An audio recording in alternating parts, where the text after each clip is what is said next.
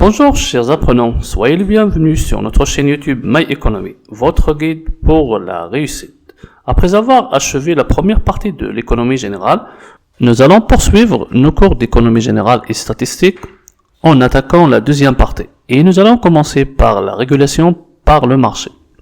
Comme nous avons vu dans la première partie, surtout le chapitre du marché, qu'il soit concret ou abstrait, un équilibre se réalise par la rencontre de l'offre et de la demande. Cette situation nous pousse à poser la question suivante. Est-ce qu'on va laisser le marché s'auto-réguler automatiquement ou bien l'État doit intervenir pour corriger les déséquilibres qui peuvent naître sur un marché? Certains courants de pensée économique sont pour l'intervention de l'État, à l'instar des mercantilistes et de John Maynard Keynes. Mais il y a d'autres économistes qui disent que l'État ne doit pas intervenir dans l'économie, comme les classiques, dont Adam Smith et David Ricardo, et les néoclassiques également. Ces économistes sont contre l'intervention de l'État.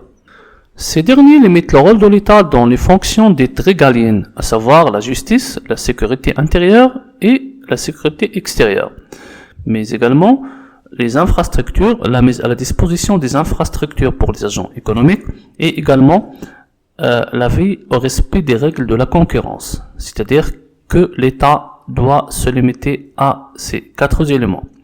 Alors, ils doivent laisser le libre jeu du marché, c'est-à-dire la loi de l'offre et la demande. C'est ainsi qu'Adam Smith a élaboré sa fameuse théorie intitulée la main invisible, c'est-à-dire que chaque individu doit chercher son intérêt individuel.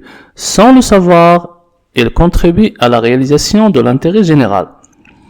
C'est ce qu'on appelle également l'état gendarme, c'est-à-dire un état qui n'intervient pas dans l'économie. J'espère que cette vidéo vous sera utile. Dans les vidéos suivantes, nous allons voir les différents types de marchés selon le régime, c'est-à-dire le nombre de concurrents.